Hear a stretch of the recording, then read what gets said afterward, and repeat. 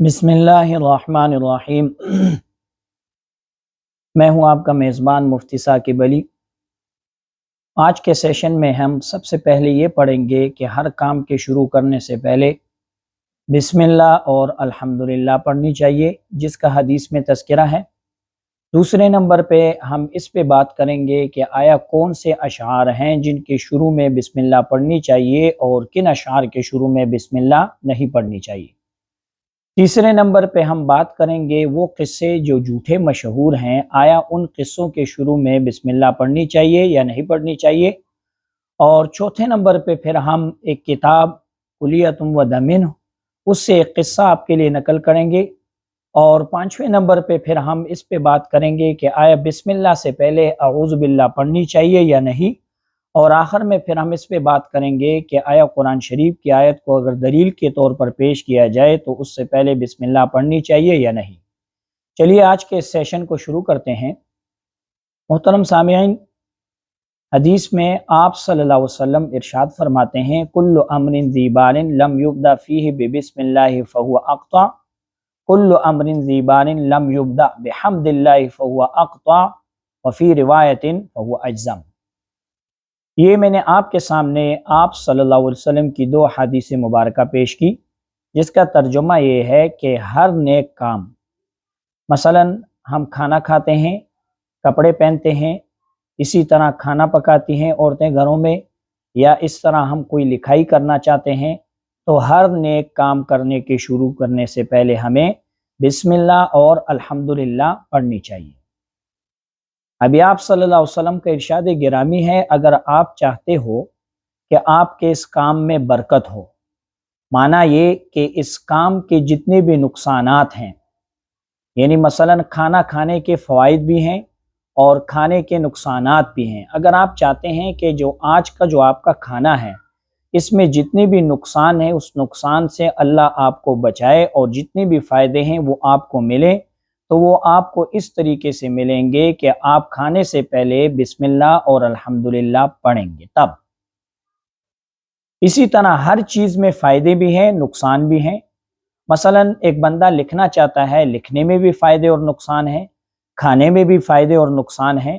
ہر چیز کے نقصان سے بچنے کے لیے اور ہر چیز کے فائدے کو حاصل کرنے کے لیے ہمیں اس کام کو شروع کرنے سے پہلے بسم اللہ اور الحمدللہ پڑھنی چاہیے، تاکہ وہ کام ہمارا برکت والا بھی ہو اور وہ کام ہمیں فائدہ بھی دے اور اس کام کے نقصانات سے اللہ تعالی ہمیں محفوظ اور مامون بھی رکھے۔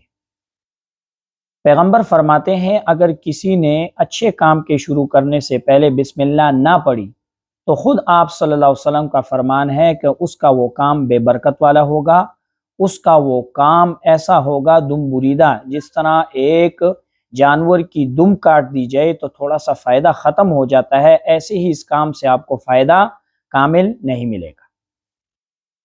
ابھی آپ سوچیں گے کہ میں نے آپ کے سامنے فرمایا کہ بسم اللہ اور الحمدللہ دونوں، تو محدثین اس بارے میں مختلف الفاظ ذکر کرتے ہیں کہ الحمدللہ کی جو حدیث ہے تو الحمد کو آپ سمجھیں، الحمدللہ کہتے ہیں اللہ تعالیٰ کا ذکر کرنا، اللہ تعالیٰ کی صفات بیان کرنا۔ ابھی اگر ایک بندہ قرآن شروع کرتا ہے تو قرآن خود اللہ تعالیٰ کی صفات ہے، تو قرآن خود اللہ تعالیٰ کی حمد ہوگی۔ اسی طرح آپ کوئی اچھا کام کر رہے ہیں، بسم اللہ جو آپ پڑھتے ہیں تو بسم اللہ میں بھی تو اللہ تعالیٰ کا ذکر ہے، بسم اللہ خود ہی ایک الحمدللہ ہے۔ تو اگر آپ ہر کام کے شروع کرنے سے پہلے الحمدللہ بسم اللہ کے بعد نہ بھی پڑھیں تو صرف بسم اللہ ہی آپ کے لیے کافی ہے، کیونکہ یہی بسم اللہ الحمدللہ بھی ہے اور بسم اللہ دونوں بھی ہے۔ مشہور ایک عالم گزرے ہیں علامہ ابن صلاح رحمۃ اللہ علیہ، وہ فرماتے ہیں کہ یہ دونوں حدیثیں جو ہیں یہ حسن ہیں، اور ان حدیثوں کے متعلق وہ لکھتے ہیں ٹھیک ہے اس حدیث کے الفاظ میں اضطراب موجود ہیں، تو اضطراب کے روح سے وہ لکھتے ہیں کہ دونوں حدیثیں ایک ہیں، یعنی بسم اللہ انسان پڑھتا ہے تو وہ وہی الحمدللہ ہو جائے گی۔ اور اگر ہم اس نہج سے دیکھیں کہ یہ حدیثیں علیحدہ علیحدہ ہیں، یعنی بسم اللہ اور الحمدللہ دونوں پڑھنی چاہیے، تو اگر کسی نے الحمدللہ نہ ذکر کی تو اگر اللہ تعالیٰ کی حمد اور صفت بیان کی تو وہ بھی حقیقت میں اللہ تعالیٰ کی حمد ہے۔ آگے دوسرے نمبر موضوع پر جاتے ہیں کہ آیا شعر و شاعری کے شروع میں بسم اللہ پڑھنی چاہیے کہ نہیں؟ تو دیکھیے، مرقات میں ملا علی قاری رحمۃ اللہ علیہ فرماتے ہیں کہ اگر ایسے اشعار ہیں، اشعار ہمارے پاس دو قسم پہ ہیں، ایک اشعار ایسے ہیں جو اچھے نہیں ہیں، برے اشعار ہیں، جس میں عورتوں کے تذکرے وغیرہ، اسی طرح ایسے نازیبا الفاظ وغیرہ استعمال کیے گئے ہیں یا کفری وغیرہ اشعار ہیں، اور ایک اشعار ہمارے پاس ایسے ہیں جو بہترین اشعار ہیں، اچھی شاعری، اس میں بہترین اخلاق کی وضاحت کی گئی ہے، ایک بہترین عمل کی طرف اشارہ کیا گیا ہے، ایک بہترین سبق دینے کی طرف ہمیں اشارہ دیا گیا ہے، بہترین اشعار جو ہیں۔ تو اگر شعر ایسے ہیں جو اچھے ہیں تو ان کے شروع میں بسم اللہ پڑھنی چاہیے، اور اگر شعر برے ہیں تو اس کے شروع میں ہمیں بسم اللہ نہیں پڑھنی چاہیے۔ تیسرے نمبر پہ جو ہمارا موضوع ہے، جو ایسے قصے جو جھوٹ والے قصے ہیں، جو جھوٹوں قصے کے شروع میں ہمیں بسم اللہ بالکل نہیں پڑھنی چاہیے۔ ہاں، بعض قصے ایسے ہیں جو ہمارے کتابوں میں ویسے ہی مشہور ہو گئے ہیں لوگوں کی زبانوں پر، کہ پہلے زمانے میں جانور وغیرہ باتیں کرتے تھے کہ ایک جانور دوسرے جانور کو یہ بولتا تھا، یا اسی طرح آپ نے سنا بھی ہوگا اکثر کہ سلیمان علیہ السلام کے دور میں جانور وغیرہ باتیں کرتے تھے۔ یہ بالکل جھوٹی باتیں ہیں۔ آپ خود سلیمان علیہ السلام کو اللہ تعالیٰ نے یہ علم دیا تھا کہ وہ جانوروں کی زبانوں کو جانتے تھے، یہ نہیں کہ وہ جانور ان کے سامنے مطلب جانور وغیرہ باتیں کرتے تھے پہلے دور میں، آج نہیں کرتے۔ ابن کثیر میں تفسیر ابن کثیر، اس میں تفصیلی گفتگو وہاں پر موجود ہے۔ آگے ایسے اشعار ہو گئے جو جانوروں کی زبانوں پر ہیں تو وہ حکمت کے لیے جائز ہیں۔ ایسے قصے جو جانوروں کی زبانوں پہ ہیں وہ عبرت کے لیے، حکمت کے لیے جائز ہیں۔ میں بطور مثال پیش کر دیتا ہوں۔ مشہور ایک فلسفی عالم گزرے ہیں ہند کے، انہوں نے ایک کتاب لکھی ہے کلیتم و دمن۔ اس کتاب میں انہوں نے قصہ لکھا ہے، میں صرف آپ کے سامنے قصہ پیش کر دیتا ہوں۔ یہ ایسے قصے ہیں کہ حقیقت میں کوئی جانور وغیرہ نے باتیں نہیں کی، مگر ویسے ہی مزاح کے لیے یا سیر و تفریح کے لیے یا کسی حکمت کے طرز پر ایک قصے کو بیان کر دیا جائے تو کوئی مذائقہ نہیں ہے، آپ اس کو بیان کر سکتے ہیں، جائز ہے۔ انہوں نے ایک کتاب میں قصہ لکھا ہے کہ پہلے زمانے میں ایک بادشاہ تھا، وہ رات کو اپنی جگہ پر ایک بستر پہ اس نے اپنے لیے ایک بستر بنایا ہوا تھا، اس بستر پہ جا کر لیٹ کر سو جایا کرتا تھا۔ ایک چچڑی، چھوٹا سا جانور، آپ نے سنا ہوگا، پشتو میں اس کو کنی بولتے ہیں، میں نے ابھی یہ نام مجھے نہیں آ رہا تھا کہ اردو میں اس کو کیا بولتے ہیں، چیٹ جی پی ٹی سے میں نے تھوڑا نام پوچھا ہے تو انہوں نے چچڑی کا نام دیا ہے، شاید کچھ اور نام ہو۔ بہرحال چھوٹا سا جانور ہے، یہ خون چوستا ہے، جانوروں وغیرہ میں ہوتا ہے چچڑی۔ تو چچڑی ایک جانور تھا، وہ اس کے بستر میں مطلب رہتا تھا۔ تو یہ جو عالم فیلسوف نے قصہ لکھا ہے تو اس عبرت سے لکھتے ہیں کہ حکمت یہ ہے کہ انسان کو اپنے ہم جنس بندے سے دوستی کرنی چاہیے۔ ایک بندہ جوان ہے تو جوان سے دوستی کرے، ایک بندہ بوڑھا ہے تو بوڑھا سے دوستی کرے۔ اگر بوڑھا جوان سے کرے گا، نوجوان بچے سے کرے گا تو نقصان ہوگا۔ تو اس عبرت کے لیے انہوں نے قصہ لکھا ہے۔ تو وہ چچڑی اس کے بستر میں رہتی تھی۔ یہ بادشاہ جب رات کو سوتا تھا اپنے بستر پہ چلا جاتا تھا، جب یہ سو جاتا تھا تو وہ چچڑی اس کے جسم سے خون چوس لیتا تھا، اور وہ بادشاہ بھی ٹھیک نہیں تھا، دن کو شراب وغیرہ پیتا تھا۔ بہرحال یہ زندگی دونوں کی گزر رہی تھی، وہ سو جاتا تھا، اس کو پتہ نہیں لگتا تھا، تو اس کا بھی کام ہو جاتا اور بادشاہ کی نیند بھی پوری ہو جاتی۔ تو لکھتے ہیں ایک مرتبہ ایک مچھر آ گیا، مچھر نے اس سے دوستی کی، چچڑی سے، یار ہم دونوں دوستی کا تعلق بناتے ہیں اور دونوں ایک ساتھ رہیں گے۔ اس نے بولا ٹھیک ہے، چچڑی نے بولا۔ ابھی رات کو جب بادشاہ آیا بستر پہ سونے کے لیے تو ابھی سویا نہیں تھا، اس کی نیند ابھی یعنی نیند کا غلبہ بھی نہیں ہوا تھا، ابھی سونے ہی والا تھا کہ جاگتے ہوئے مچھر آیا اور اس کو کاٹا۔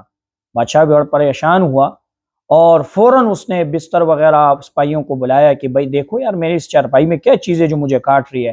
مچھر تو کونے میں جا کے چھپ گیا، انہوں نے چچڑی کو پکڑا، اس کو تلاش کیا بستر وغیرہ میں، اس کو مار دیا۔ ابھی نقصان کیا ہوا؟ مچھر کا تو نہیں ہوا، چچڑی کو ہوا۔ کس وجہ سے؟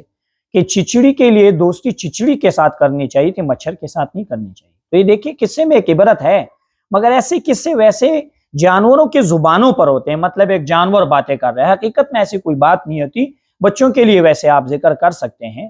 ہاں، اتنی سی بات ہے کہ فتاوی شامی میں انہوں نے لکھا ہوا ہے کہ اگر ایسے قصے جو حیوانات کی زبان پر ہیں، جانوروں کی زبانوں میں، اگر ویسے ہی چھوٹے بچوں کے لیے، عبرت کے لیے بندہ ویسے ذکر کر دیتا ہے مزاح کے لیے تو جائز ہے، ایسے قصے ذکر کرنا جائز ہے۔ تو بہرحال ایک تو یہ ہو گئے. آگے ہم ایک اور موضوع پہ بات کرتے ہیں کہ آیا آپ مطلب یہ قرآن کریم، بسم اللہ بھی تو قرآن شریف ہے نا، تو قرآن میں تو خود آتا ہے فَإِذَا قَرَأْتَ الْقُرْآنَ فَاسْتَعِذْ بِاللَّهِ مِنَ الشَّيْطَانِ الرَّجِيمِ. تو جب آپ قرآن شریف کی تلاوت کرتے ہو تو اس سے پہلے اعوذ باللہ پڑھا کر.